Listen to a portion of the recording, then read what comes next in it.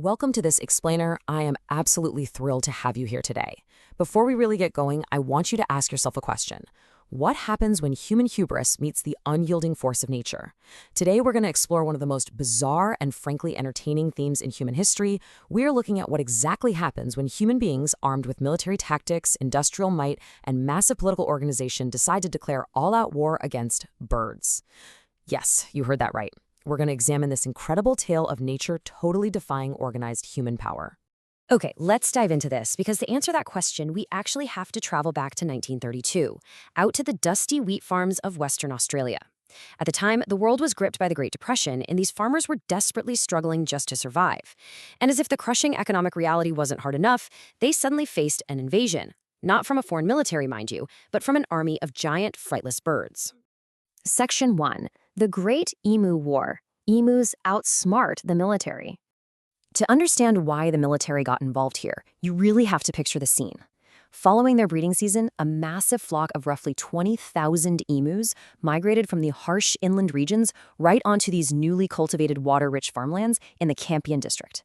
They just devoured the precious wheat crops and completely smashed through the rabbit-proof fences, leaving the farms totally defenseless. The desperate farmers, many of whom were actually battle-hardened ex-World War I soldiers, petitioned the government for military intervention. And astonishingly, the government agreed. Defense Minister Sir George Pearce authorized the deployment, largely viewing it as an easy PR win and, maybe some good target practice for the troops. Under the command of Major G.P.W. Meredith, a small detachment proudly marched into the district armed with 2 Lewis machine guns and a staggering 10,000 rounds of ammunition. Just think about that. 10,000 rounds of heavy military ammunition to fight birds. They expected a swift, decisive victory. After all, they were a highly trained military force facing oversized chickens. I mean, what could possibly go wrong? Well, absolutely everything went wrong, and this brilliantly illustrates why out-organizing nature is nearly impossible. When the soldiers tried coordinated ambushes to trap the birds, the emus simply scattered in all directions at top speed, rendering those heavy machine guns completely useless.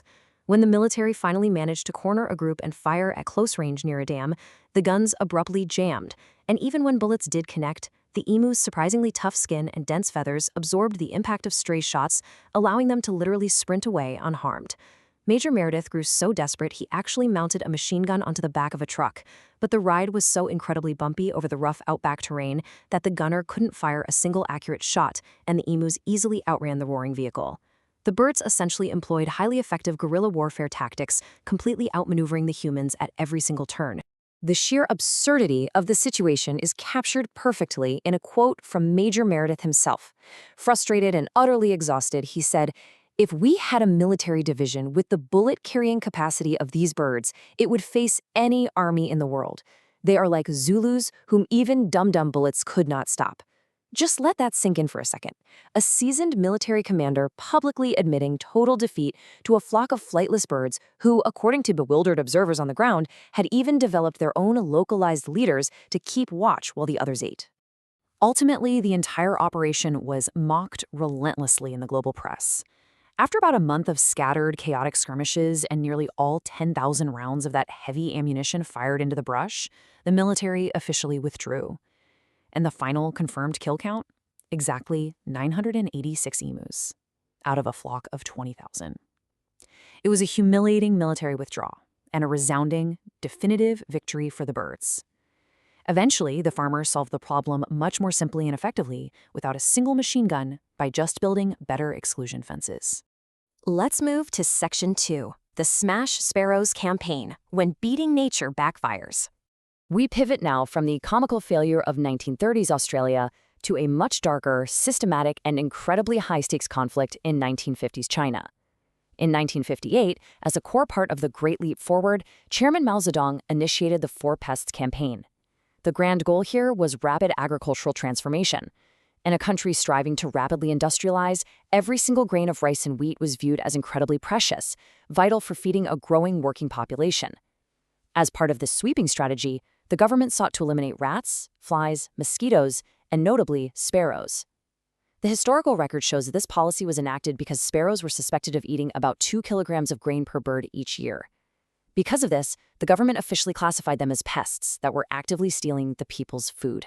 Unlike the Australian military's isolated, small-scale deployment, This was a massive, nationwide mobilization. The entire population, from young school children to prominent scientists to local factory workers, was meticulously organized into a citizen army. And the tactics were exhaustive and brutal.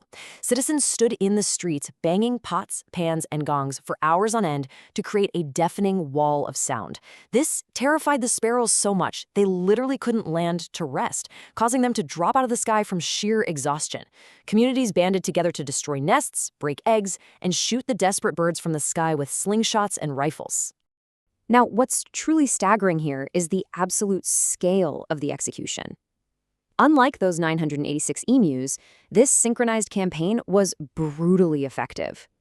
Historical statistics indicate that an estimated 2.11 billion sparrows were eradicated nationwide in the year 1958 alone. The Eurasian tree sparrow, a bird that had populated the region for millennia, was pushed to the absolute brink of extinction within China. Against all odds, humans had actually successfully defeated a species. Section 3. A devastating ecological backfire, the cost of breaking the balance. As you'll see, actually winning a war against a native species turned out to be the absolute worst possible outcome.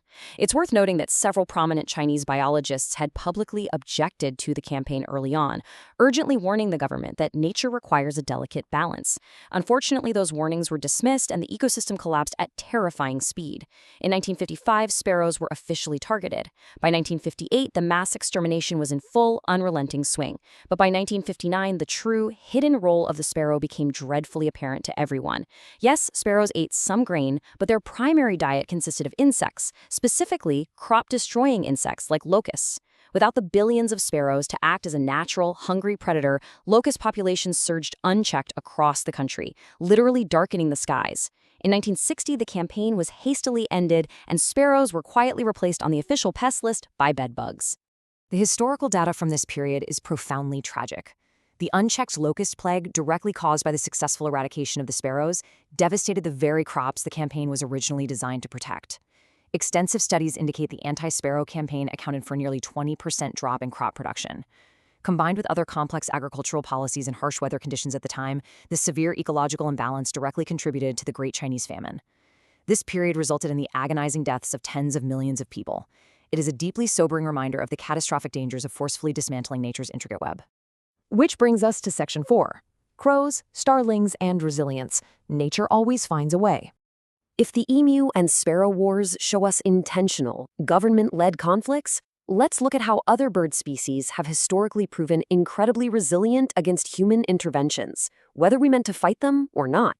Consider this incredible contrast in human meddling.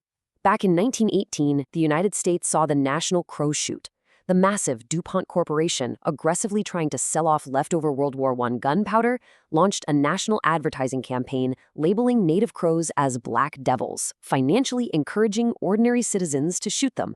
The result? The highly intelligent crows simply adapted. Their populations thrived, and they ignored our dynamite and bullets entirely.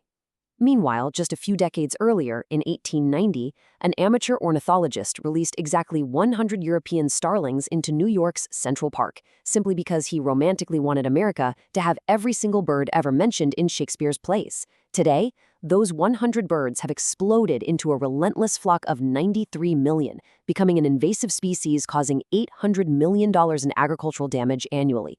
We couldn't kill the native crows when we actively tried, and we accidentally created an unstoppable army of invasive starlings when we didn't. But nature isn't always the adversary. Sometimes stepping back and leaving the balance alone is exactly what saves us.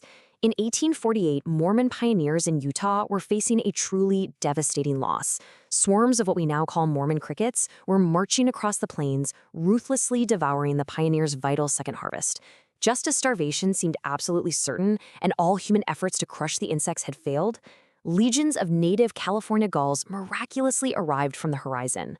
For 2 solid weeks, the gulls gorged themselves on the crickets, naturally restoring the ecological balance and saving the pioneers' harvest without a single human bullet fired or sweeping policy enacted. Section 5. Lessons from Feathered Foes. You cannot out-organize nature. So the crucial point is, what do we take away from all of this? Across a century, from the dusty outback of Australia to the vast fields of China to the skies over the United States, human beings have repeatedly tried to forcefully bend avian ecosystems to our economic or political will. And it leaves us with a grand, undeniable paradox.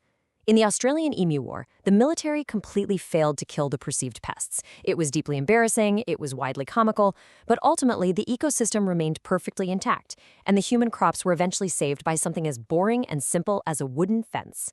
Yet, in the Sparrow campaign, humans won the war. We successfully killed the pests, and the prize for that victory was a massive ecological collapse, a biblical locust plague, and a devastating human famine. Failing to defeat nature bruises our ego, but successfully destroying it threatens our very survival. Which leaves us with a final, vital question to ponder. As our technology, our population, and our reach grow ever more powerful, will we ever learn to work with nature's intricate equilibrium? Or are we destined to keep picking fights with a natural world that we simply cannot afford to win? Thank you so much for joining me on this explainer. Keep learning, and I'll see you next time.